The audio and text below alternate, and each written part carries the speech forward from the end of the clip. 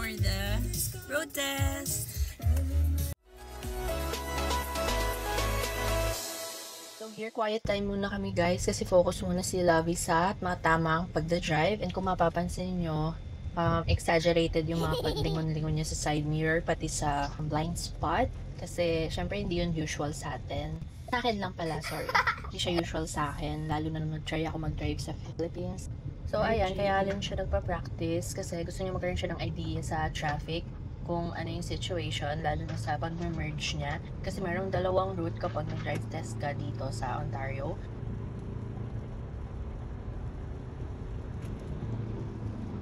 Yan. Nakita nyo? Sobra yung lingon niya sa blind spot. Ganun daw dapat kapag mag-turn left or turn right ka, kahit medyo malayo pa. Yan o yan. Ganon.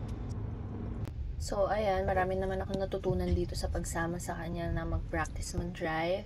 Which is dahil marami rin siyang sinasabi sa akin. So, this is the week after nung practice niya, which is, eto na yung day ng drive test niya. And unfortunately, nag-snow na. But still grateful kasi yung araw na to, hindi na malakas yung snow and maganda na yung weather, pati yung road. Unlike nung previous day, which is super heavy ng snow. 45 to 100.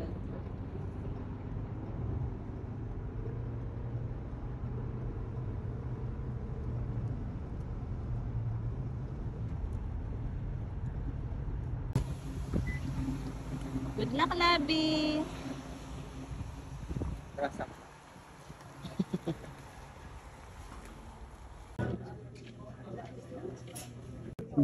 Here we go. So, 30 minutes before yung appointment niya, nag-check-in na kami dito. And then, kailangan, after mong gawin to, is mag-wait ka na sa vehicle mo immediately and antayin mo na lang doon yung driver examiner mo. Bye-bye! So, yan si Lovie. Pumunta na siya sa kotse. So, obviously, hindi ako pwedeng sumama, syempre. So, nag-aantay lang ako dito sa loob ng drive test center. And, ayan, nakita ko na rin yung driver examiner niya na nagpunta sa kanya and may mga pinagawa sa kanya dyan. Like, yung brake lights, left signal, and etc. etc. Kwento lang niya. So, ayan, nakita niya din.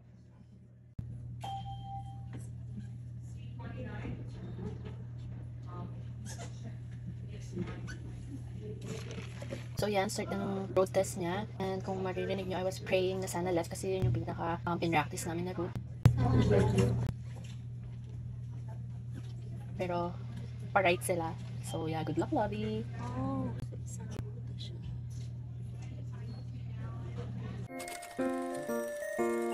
yan na si Labi. Oh my gosh. Come on, come on, come on.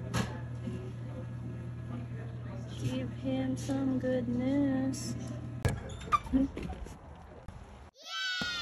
Pasado! Yay! Congrats, Labi! Sabi ko na eh. Congrats. Kasi ganito din ako eh. Pero, nakakaiyak. Bakit? Iba yung route. Ano pinaggagawa na sana? Neighborhood kami. Talaga? Oo, nag-ikot-ikot kami sa neighborhood. Hindi kayo lumabas? Lumabas, pero bago yung nag-neighborhood muna kami. Hindi kami nag-straight sa ano, malilit.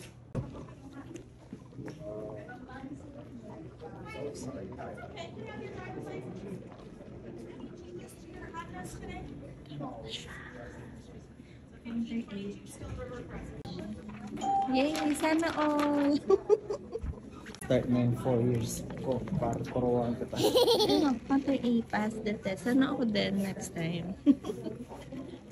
Sabi ko na, hala, sa second route pa sila pa kanan, hindi yung laging pinapractice niyang left. Hindi man nga din kahit yun. Hindi. Sabi niya. Wala, sabi niya, congratulations. He passed the Ministry of Transport. Mahaba. Hindi congratulations, si passes driving. Alam ko na, yung pabalik ba lang ako, alam ko na. We? Kasi nakita ko yung mga pinag-check niya.